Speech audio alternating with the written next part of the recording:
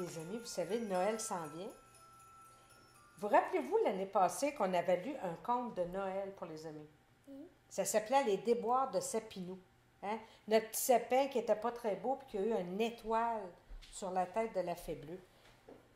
On va lire la suite de l'histoire. Ça vous tente-tu? On y va. Le livre s'appelle Trop c'est trop Sapinou. Père Noël, je ne vois plus rien, annonce le petit renne au nez rouge.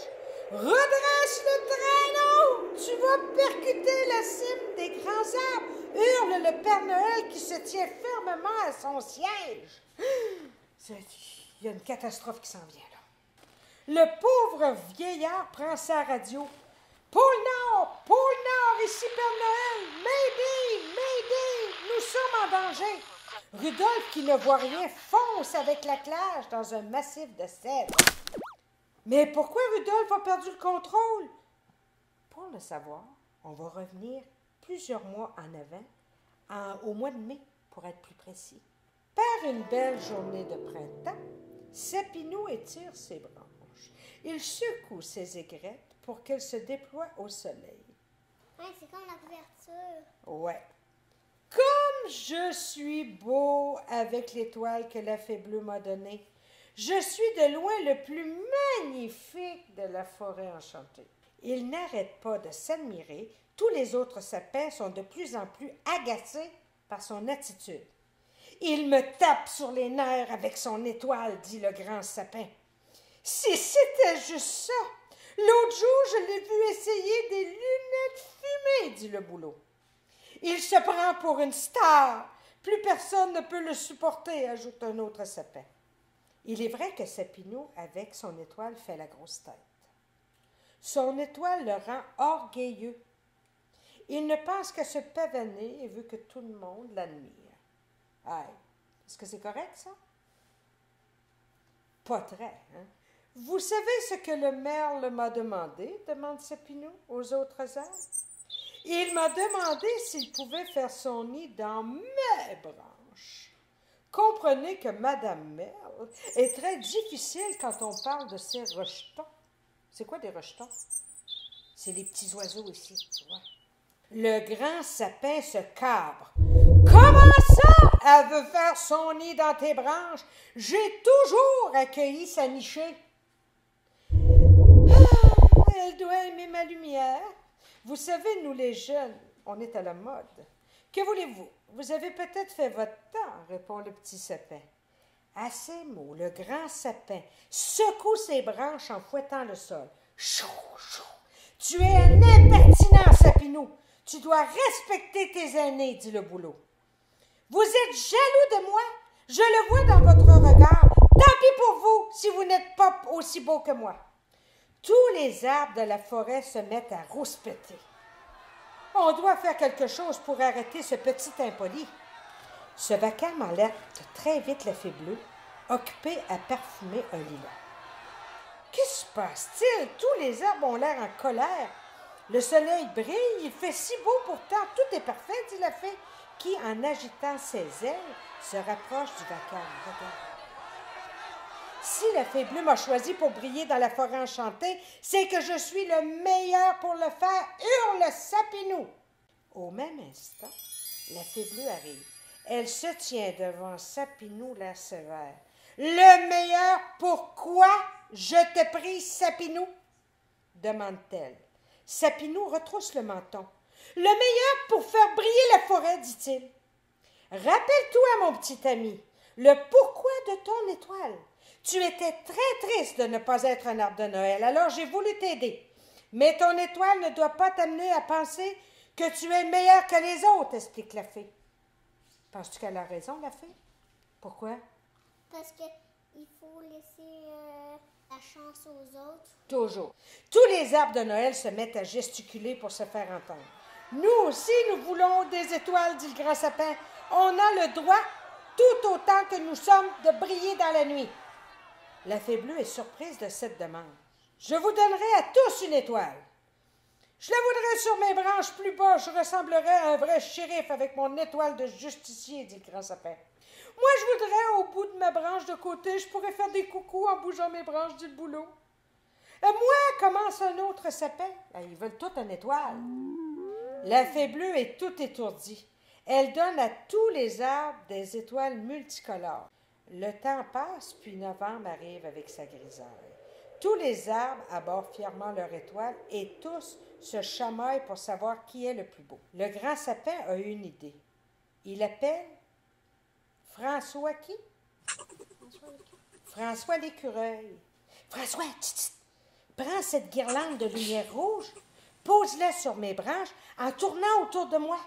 De cette façon, je serai encore plus coloré que les autres sapins. Penses-tu que c'est ce qu'il faut faire, ça? Non. Hey. Quand le bouleau voit le résultat, il devient rouge de colère. Il appelle le grand cerf. Hey, grand cerf, prends ces boules brillantes, mets-en sur toutes mes branches. De cette façon, la lumière environnante va se refléter sur moi et je serai encore plus brillant, comme une boule disco. Le grand cerf met tellement de boules au bouleau qu'on ne voit presque plus ses branches. Regarde, il y en a partout. Puis il y en a encore plein à mettre. Qu'est-ce qu'on va faire avec ça?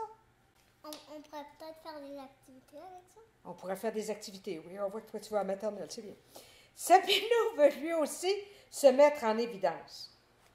Il appelle Madame Marmotte qui vient de s'installer pour son hibernation. Hey, pauvre petite, les marmottes, ils se cachent tout l'hiver pour dormir. Puis là, il l'a réveillée, regarde, elle est en pantoufle avec son bonnet de nuit. Pose à mes pieds ces réflecteurs, ils illuminer mes branches jusqu'au ciel, lui demande-t-il. La forêt enchantée est devenue si étincelante que plus personne ne peut fermer l'œil de la nuit. On dirait que la forêt est en feu tant il y a des lumières et de la couleur. La nuit de Noël arrive, mais personne n'a l'air joyeux. Si nous sommes décorés toute l'année, dit le grand sapin, il n'y a plus de différence entre la nuit de Noël puis une autre nuit. Cela perd tout son charme. Même Sapineau a l'air triste. Plus personne ne le regarde. Et pire encore, plus personne ne se parle. On dirait que tous les habitants de la forêt ne s'aiment plus. Tout à coup, on entend un énorme crac. Que se passe-t-il? Va vite voir ce que c'est, dit Sapineau à François l'écureuil. On dirait que le ciel nous tombe sur la tête. François fonce droit dans la forêt. On entend des plaintes derrière les grands cèdres. Oh, mon traîneau! Mon sac de cadeaux, dit le Père Noël, je les ai perdus. Rudolphe, accroché à une branche d'érable, a le nez qui clignote. Oh, je suis tout étourdi, Père Noël. Où sommes-nous? Vous êtes dans la forêt enchantée, dit François, qui n'en croit pas ses yeux de voir l'attelage du Père Noël. Resteras-tu surpris, toi, de voir l'attelage du Père Noël? Toi? Mais moi, je pense que je resterai encore plus surpris de voir Rudolphe dans l'arbre. Mais franchis-toi. Rudolphe, où sont les reines? Demande le Père Noël. Je les vois là-bas dans la neige, dans la petite clairière derrière le gros rocher. Mais les cadeaux, je les vois pas, dit tristement Rudolphe. Qui pourrait nous aider? Demande Père Noël. Regarde les reines, il y en a dans l'herbe, il y en a qui sont sur le dos, le nez aplati dans la neige. Ça va mal, ça va mal. François court chercher le grand cerf qui arrive avec sa femme et son petit. Le lièvre qui ne peut pas dormir et qui chaque nuit fait les 100 pas arrive aussi. La chouette, alertée par tout ce tapage, se pose sur une branche. Elle a même emmené des longues vues. Brillant. Nous, Père Noël, nous, tous les animaux de la forêt, nous les retrouverons, dit François. Aussitôt dit, aussitôt fait. Tout le monde se met de la partie. Les animaux partent à la recherche des cadeaux et les grands arbres, qui voient de loin, leur disent où ils sont tombés. Quand on a retrouvé tous les cadeaux et remis le traîneau sur ses patins, le Père Noël demande « Pourquoi y a-t-il tant de lumière ici? » Rudolphe a été ébloui et n'a pas vu où il volait. C'est pour répondre à leurs vœux que j'ai posé une étoile sur chaque arbre qui le demandait, répond la fée. Mais leur vanité a eu raison d'eux, en leur faisant mettre des guirlandes, des boules, des réflecteurs partout. Et maintenant, Noël a perdu sa magie, dit Sapineau, qui voit bien que tout ça est de sa faute.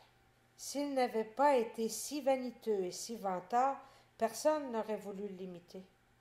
Sapineau, dit le Père Noël, la nuit de Noël doit garder sa magie. Toujours avoir des décorations et des guirlandes lui enlève toute sa beauté. On doit désirer Noël pour l'apprécier. Sapineau a honte. Il baisse la tête et laisse échapper une larme. J'aimerais bien que tout soit comme avant. Ah, nous aussi, répond le grand sapin. D'un coup de baguette, la fée bleue fait éteindre toutes les lumières une à une, et les boules et les guirlandes disparaissent. La noirceur emplit la nuit, et seul le nez rouge de Rudolphe brille. Comme c'est beau, dit Sapinou, comme c'est reposant. Nous devons continuer notre distribution de cadeaux, annonce le Père Noël. Qu'as-tu demandé pour Noël, Sapinou? Tout sauf une étoile. Les reines se mettent à se cabrer, avertissant le Père Noël qu'il est temps de partir. Au revoir, Sapinou. Au revoir, mes amis. Et joyeux Noël, dit le Père Noël en s'élançant dans les airs. Regarde, tout est revenu dans la normale. Tous les animaux s'en vont se coucher. Et c'est Madame Marmotte qui va être contente. Le grand sapin sourit dans sa moustache et ferme les yeux. Bonne nuit, Sapinou, petit sapin. Sapinou sourit. Le grand sapin ne lui en veut pas. Bonne nuit et Joyeux Noël. joyeux Noël. Et voilà les amis. Est-ce qu'on dit joyeux Noël à tous ceux qui nous regardent? Joyeux Noël. Joyeux Noël!